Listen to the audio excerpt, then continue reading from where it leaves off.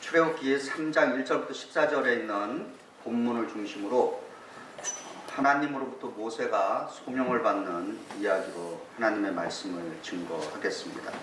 특별히 오늘 본문을 통해서 하나님께서 모세를 부르시는 그 소명을 통해서 우리 각 사람이 그리고 우리 공동체가 어떻게 하나님을 만나고 그 하나님을 알고 경험하는 그 과정을 오늘 본문을 통해서 우리가 배울 수가 있습니다. 우리 인생에 있어서 삼위일체 하나님을 만나면은 우리 인생의 방황이 끝이 납니다. 그리고 삼위일체 하나님을 만나면은 이제 새로운 삶이 펼쳐지게 됩니다. 오늘 그와 같은 시간들이 우리들에게 되기를 소원합니다. 우선 질문을 해봅니다. 어떻게 우리가 하나님을 만날 수 있는가라고 하는 질문을 던져봅니다. 어떻게 우리 믿음의 공동체가 하나님을 만날 수 있는가? 모세는 성경에 나오는 이스라엘 민족에 있어서 가장 위대한 지도자입니다. 성경에서 예수님과 감히 이렇게 평행으로 놓고 비교하는 대상도 모세 한 사람밖에 없습니다. 그래서 신약 성경에 보면은 모세보다도 더 큰 이 이렇게 예수님에 대해서 말씀합니다. 오늘 그 불붙는 떨기나무, 우리가 아는 버닝 부시라고 하죠. 하나님으로부터 이 모세가 부르심을 들었을 때 그의 나이가 80세였습니다. 모세가 80살에 하나님을 만났다라고 하는 것은 오늘 모든 사람들, 그가 어린아이든 청소년이든 청년이든 중년이든 노인이든 할 것 없이 모두가 하나님을 만날 수 있으며, 또한 하나님을 만나는 데는 나이와 상관이 없이 우리 각 사람이 하나님을 만나야 된다는 말씀인 것입니다. 모세가 어떻게 하나님을 만났는지를 보면은 우리 각자도 하나님을 만날 수 있는 길을 배울 수 있고 그 하나님을 구체적으로 만날 수 있습니다. 오늘 출애굽기 3장 1절에 이렇게 시작합니다. 저희 교회에서는 그 세번역으로 이렇게 읽어드리지만은 저는 아직도 여전히 개역 개정에 익숙해서 말씀 준비는 개역 개정으로 하고 있습니다.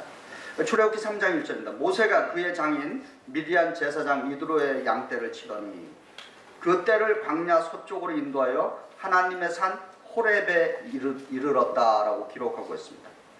모세가 하나님을 만났던 장소와 그리고 모세가 하나님을 만났던 그 시간은 어떤 특별한 장소나 혹은 특별한 일을 해서 만난 것이 아니라 자신의 그 지극히 일상적인 직업 속에서 그의 생업 가운데서 하나님을 만난 것입니다. 모세는 양을 치는 목자로서 아마도 목초지를 찾아서 이동했던 것 같습니다. 모세가 목초지를 찾아서 이동하는 것은 그에게는 매우 평범한 일이며 일상적인 일이었던 것입니다. 그 일상적인 일을 하는 가운데 그날은 좀 특별한 발견을 하게 됐다는 것입니다. 그래서 출애굽기 3장 2절에 여호와의 사자가 떨기나무 가운데부터 나오는 불꽃 아래서 그에게 나타나시니라. 그가 보니 떨기나무에 불이 붙었으나 그 떨기나무가 사라지지 아니하였다. 그리고 출애굽기 3장 3절에 이에 모세가 이르되 내가 돌이켜 가서 이 큰 광경을 보리라. 떨기나무가 어찌하여 타지 아니하는가? 라고 그렇게 질문을 합니다. 모세를 통해서 어떻게 우리가 하나님을 만나는가를 발견할 수 있습니다. 그날 모세는 불붙는 떨기나무를 보았을 때 그에게는 호기심이 발동했던 것입니다. 그리고 집중했던 것입니다. 이 우리 인생에 있어서 이 호기심과 집중이 인생의 큰 발견을 하는데 크게 도움이 되고, 그리고 이 호기심과 집중 때문에 그 인생을 달라지게 하는 사례들이 많이 있습니다. 특별히 우리 교회에 많은 과학자들이 있는데 그 과학자들이 갖는 것 중에 하나가, 특성 중에 하나가 호기심과 집중력이 있어야 되는 것으로 알고 있습니다. 아직 그 여름 휴가를 계획 중인 우리 성도들 계시면은 한 군데 소개해 드리겠습니다. 제가 여기를 한 10년 전에 교회에서 효도 경로 관광차 다녀왔던 지역인데요. 버지니아에 가면은 세넨도 밸리라고 하는 데가 있습니다. 세넨도 아시죠? 존 덴버라고 하는 가수 아십니까? 예? 예. 예. 거기 가면은 그 근처에 룰레이 케이븐이라고 하는 큰 동굴이 있는데 그 동굴이 세계 7대 동굴 중에 하나입니다. 그런데 그 룰레이 동굴을 발견한 재미있는 사연이 있습니다. 뭐 이게 발견하려고 해서 발견한 것이 아니에요. 그 룰레이 동굴 근처에 그 목축업을 하는 한 농부가 있었습니다. 근데 하루는 자기가 그 목축을 하는 그 소떼들을 이렇게 풀어놨는데 유독이 한 마리만이 무리와 이렇게 떨어져서 이렇게 홀로 이렇게 서 있는 소가 있었습니다. 그 평소에도 그 소가 이렇게 혼자 있었지만은 그냥 지나쳤는데 그날은 이 농부가 저 신기하다. 어찌하여 다 이렇게 뭉쳐 있는데 저 소만 이렇게 따로 떨어져서 거기 서 있는가 이렇게 생각이 들었어요. 그래서 이 농부가 그 혼자 서 있는 소 쪽으로 가보게 되었습니다.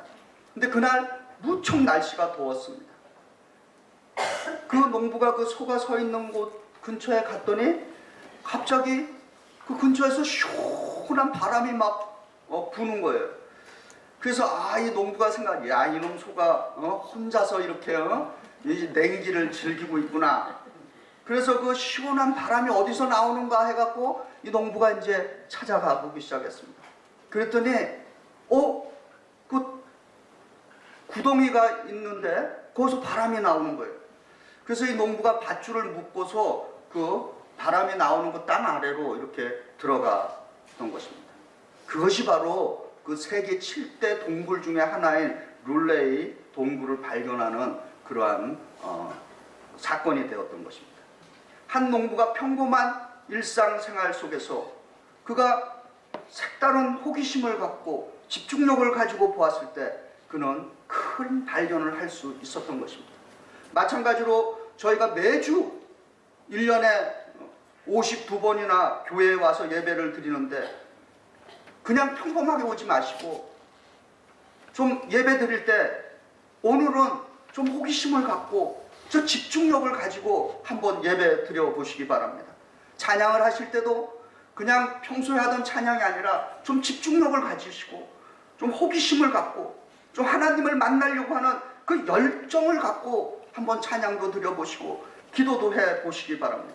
그러면 지금까지 발견하지 못했던 하나님의 그 놀라운 은혜를 발견하고 경험하게 될 것입니다. 호기심을 가지고 집중해서 모세가 보니까 불붙는 떨기 나무에서 하나님은 모세에게 사명을 맡기십니다. 출애굽기 3장 10절에 이제 내가 너를 바로에게 보내어 너에게 내 백성 이스라엘 자손을 애굽에서 인도하여 내게 하리라. 하나님께서 한 사람 혹은 한 공동체를 구체적으로 부르는 이 사건을 우리가 소명이라고 그럽니다. 이 소명은 원래 라틴어의 보카치오라고 하는 단어에서 우리가 아는 영어의 vocation이라고 하는 단어가 나왔죠. 이 vocation은 직업이다라고 하는 그러한 단어가 있습니다. 그리고 우리가 아는 또 calling이라고 하는 말로도 사용하고 있습니다. 하나님을 만나는 사람들에게는 분명히 목적이 있습니다. 하나님을 만나려고 하는 그 목적은 자신의 그 안일한 인생을 위해서가 아니라 하나님을 위해서 바쳐지는 쓰임받는 인생이 되기 위한 것입니다. 하나님 나라를 건설하는데 쓰임받는 일꾼이 되기 위해서 우리는 하나님의 부르심이 필요한 것입니다. 예수님을 구세주로 영접하신 분들, 예수를 나의 인생의 주인, 나의 인생의 구세주로 영접하신 성도들 여기에 다 계신 줄 믿습니다.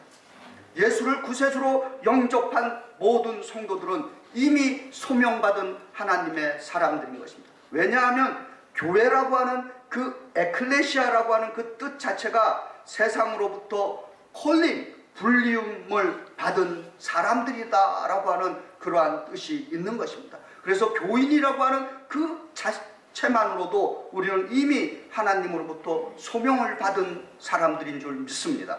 그런데 모세가 받은 소명은 그것이 한 개인을 위한 소명이 아니라 민족을 위한 소명이었다라고 하는 것입니다.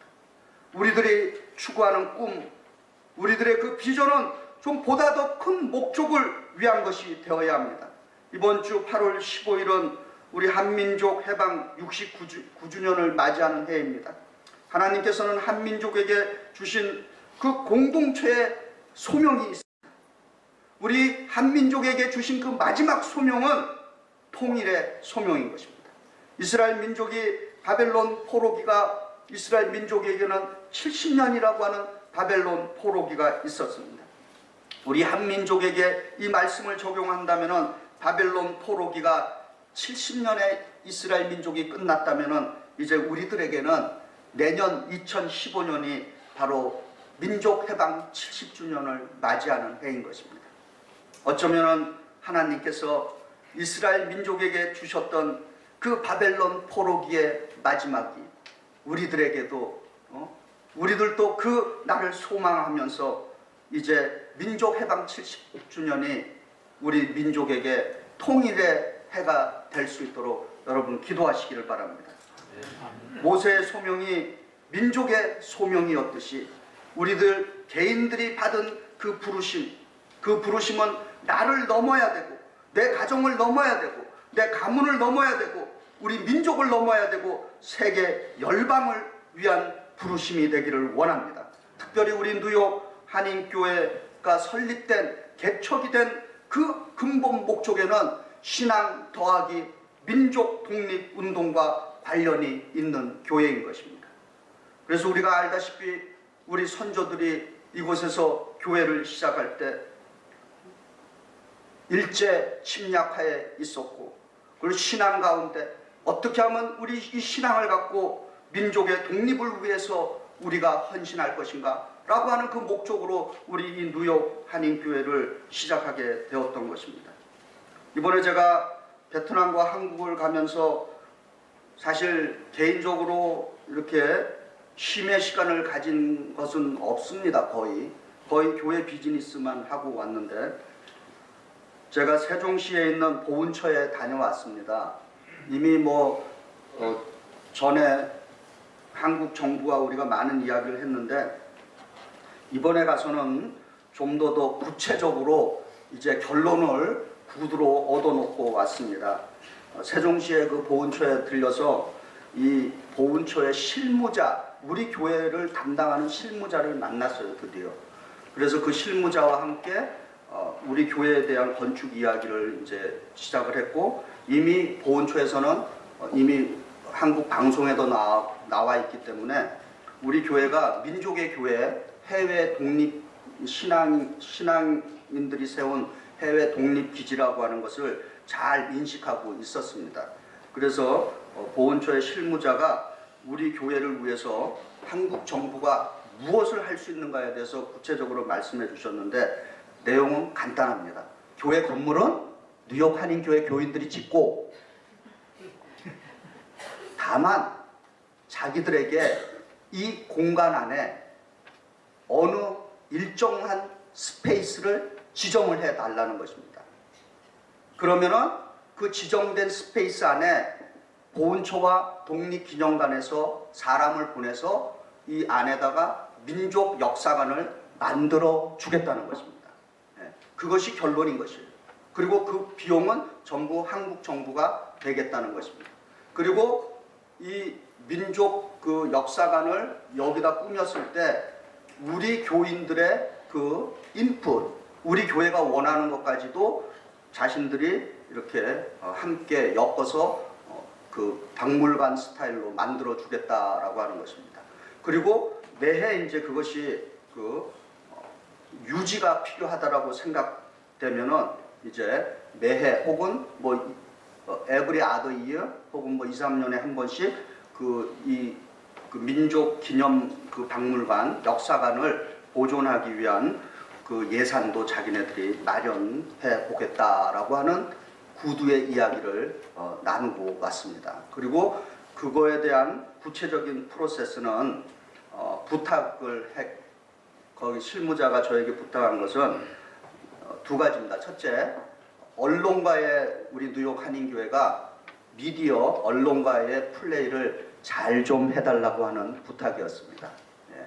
그리고 두 번째, 그 과정은 총영사관을 통해서 자기한테 서류가 들어올 수 있게 이렇게 채널을 잡아달라고 하는 부탁을 듣고 왔습니다.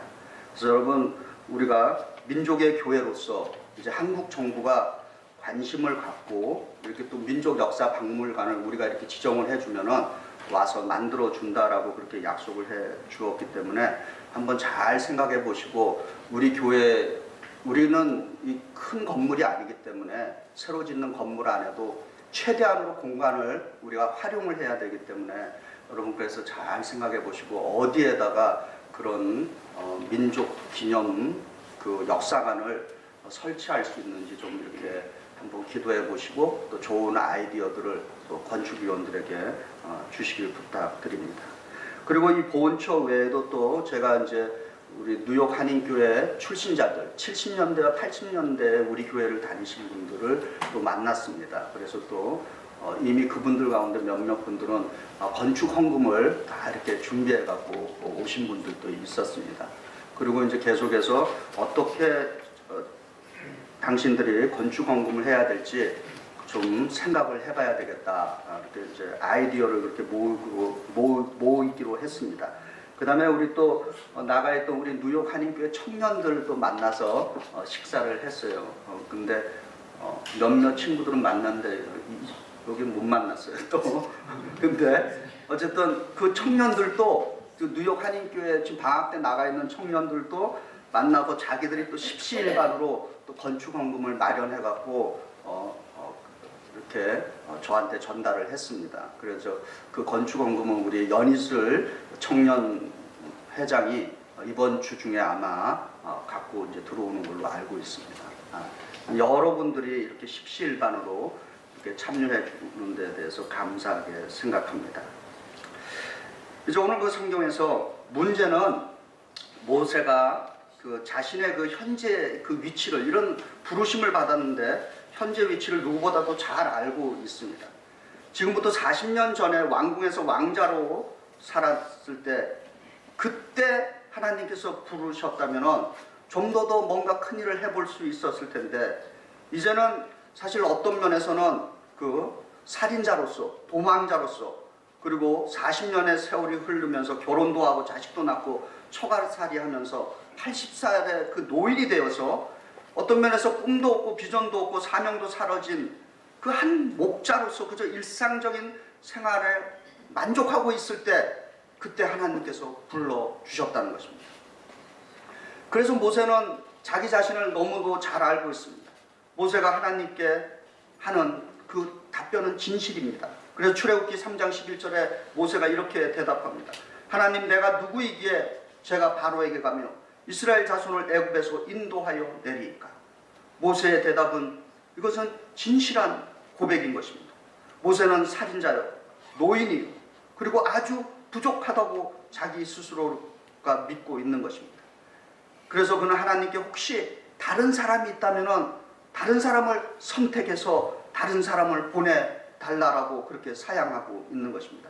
이 세상에는 자기 자신에 대해서 그 생각할 때 대조가 되는 그 몇 가지 반응들이 있습니다. 어떤 사람들은 모세처럼 I am not good enough, 나는 충분치 못하다라고 생각하는 사람이 있습니다. 나는 별 볼 일 없습니다. I am nobody, 이렇게 생각하는 사람이 있습니다. 그런데 반대로 어떤 사람들은 이런 분들이 있어요. I am better than you, 나는 너보다 낫다. 그리고 I am somebody, 나는 특별한 인간이다, 이렇게 생각하는 사람들이 있습니다. 그러나 하나님께서는 결코 자기 스스로를 높이는 사람들을 하나님의 도구로 사용하지 않는다는 것입니다. 자기가 부족하다고 느끼는 그러한 사람들을 들어 쓰시는 하나님인 것입니다. 모세는 자신의 과거를 생각해보고 자신의 그 현재를 생각해볼 때 자신이 아주 부족한 인물이라는 것을 알고 있습니다. 그러나 하나님은 모세 개인의 과거를 보고 계시지 않는다는 것입니다. 나의 실패한 과거가 결코 하나님의 그 구원의 약속이 기다리는 그 내일을 가로막지 못한다라고 하는 말씀인 것입니다. 과연 누가 나의 아픈 과거, 이 실패한 과거를 바꾸고 나의 무능하고 체념한 현재를 가능성과 새로움으로 가득 차 있는 성취할 수 있는 미래로 바꾸어 줄 수 있느냐라고 하는 것입니다. 어떤 분이 이런 말합니다. 많은 사람들이 마지못해 살고 죽지 못해 살고 간신히 살아가고 있다, 이렇게 말합니다. 그럼 냉정하게 한번 생각해 보시기 바랍니다.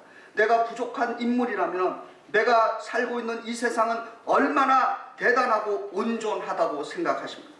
우리 각자가 몸담고 살고 매일 수고하면서 사는 삶의 터전인 이 세상은 죄와 불안과 불안전으로 가득 차 있는 세상인 것입니다. 과연 마지못해 살고 죽지 못해 살고 간신히 살고 있는 인생을 누가 생기가 넘치고 생명이 넘치고 꿈과 비전으로 가득 찬 인생, 구체적으로 실현되는 인생으로 바꾸어 줄 수 있다고 생각하십니까? 여호와 하나님만이 우리의 과거, 나의 과거, 현재를 바꾸고 새로운 미래를 창조해 줄 수 있는 하나님이신 것을 믿으시기 바랍니다. 이제 모세가 하나님께 질문을 합니다. 출애굽기 3장 13절입니다. 내가 이스라엘 자손에게 가서 이르기를 너희의 조상의 하나님이 나를 너희에게 보내셨다 하면 그들이 내게 묻기를 그 이름이 무엇이냐 하리니 내가 무엇이라고 말하리이까.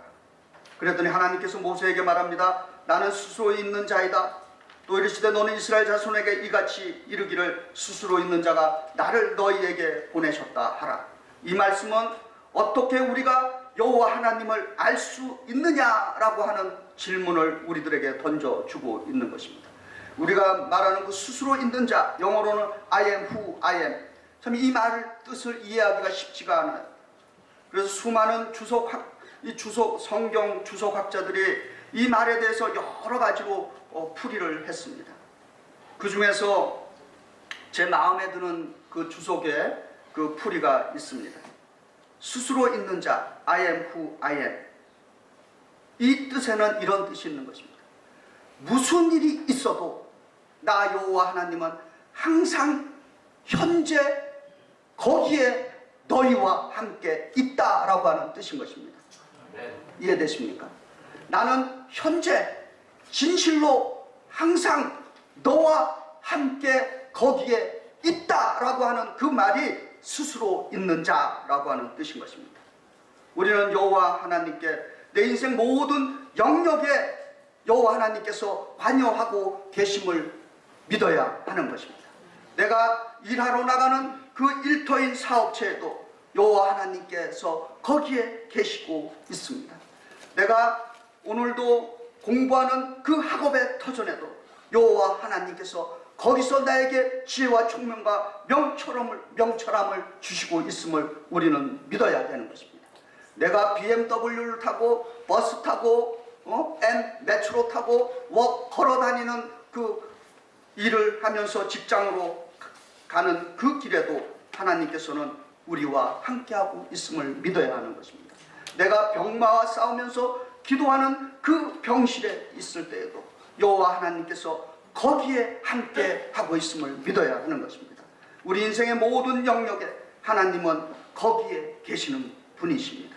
이 땅에 존재하는 민족들의 역사를 하나님께서 주관하고 계심을 여러분이 믿으시길 바랍니다. 그런데 모세가 하나님께 한 질문, 여호와 하나님의 이름은 무엇이며 내가 무엇이라고 사람들에게 말해야 합니까? 라고 그렇게 질문을 합니다. 어떻게 이 질문은 어떻게 내가 하나님을 알 수 있느냐, 어떻게 하나님을 생활 속에서 경험할 수 있느냐라고 하는 질문인 것입니다. 지금 이 여름은 태풍의 계절입니다. 제가 한국에 가 있는 동안에도 태풍 한 개가 이렇게 지나갔어요. 그리고 돌아오는 날도 어느 태풍 하나가 또 올라오다가 일본 쪽으로 이렇게 지나갔습니다. 여름은 태풍의 계절인데 우리가 말하는 태풍에는 다양한 이름들이 있습니다. 기억나십니까? 허리케인이라고 부르고 타이푼이라고 부르고 사이클론이라고도 부릅니다. 같은 태풍이지만은 어느 지역에 발생하느냐에 따라서 허리케인이 되기도 하고 타이푼이 되기도 하고 사이클론이 되기도 합니다. 우리가 믿는 여호와 하나님의 다양한 이름들을 우리 성도님들은 알고 계십니까? 여호와는 히브리어로 야훼, 영어로는 제호바 이렇게 번역되어 있습니다. 그 여호와 하나님의 다양한 이름들과 하나님이 우리들을 위해서 무엇을 하시는 분이신 줄, 그 다양한 이름 속에는 그 하나님이 무엇을 하시는가라고 하는 것을 포함하고 있는 것입니다. 우리의 하나님의 다양한 이름이 구약 성경에는 여러 가지로 요약되어 있습니다. 그 이름을 여러분에게 알려드리겠습니다. 여호와 그몰라, 도움의 하나님이시다. 여호와 니시, 뭡니까? 여호와는 나의 깃발이시다. 여호와 라파, 하나님은 치유하시는 하나님이시다. 여호와 로이, 여호와는 나의 목자시다. 여호와 마카데셈, 거룩하게 하시는 하나님. 여호와 삼마, 여호와께서 거기에 계시다. 여호와 샬롬, 평강의 하나님. 여호와 사마오스, 만군의 여호와. 여호와 이레, 흔히 많이 들으셨죠? 준비하시는 하나님. 여호와 치드케니, 무엇입니까? 의로우신 하나님. 하나님이 모세에게 자신이 누구인지 알게 하셨습니다. 우리가 일상 속에서 만나는 그 하나님, 다양한 이름을 갖고 계신 하나님이신 것입니다. 그리고 다양한 처지에 맞게 하나님께서 우리들에게 그 이름을 알려주시는 것입니다. 우리가 믿는 여호와 하나님은 확실하게 신뢰할 만한 하나님이십니다. 내 인생을 다 바치고 내 목숨을 다 드려도 아깝지 않는 분이신 것입니다. 그래서 이사야 11장 9절에 내 거룩한 산 모든 곳에서 해됨도 없고 상함도 없을 것이니 이는 물이 바다를 덮음같이 여호와를 아는 지식이 세상에 충만할 것이로다. 할렐루야.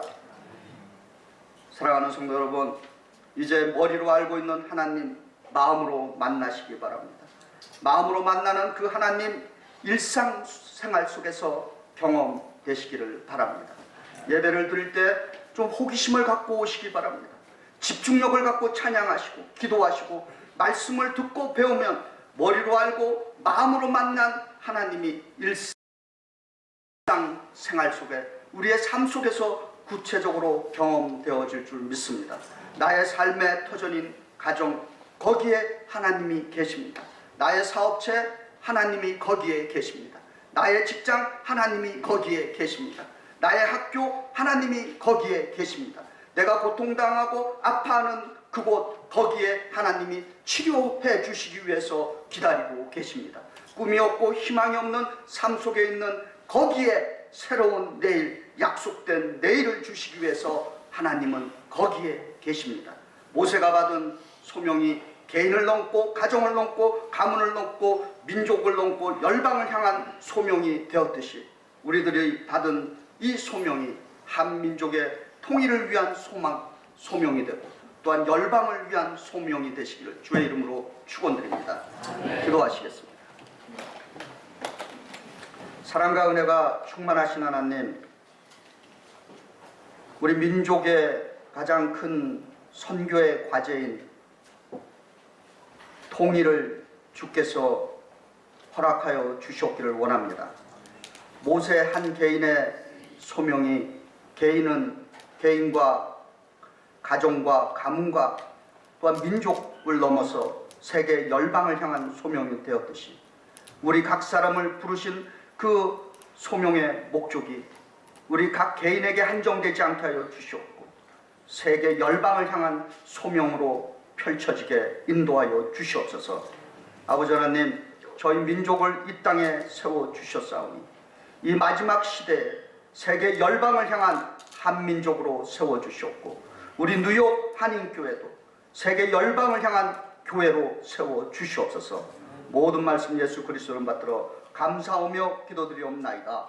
아멘.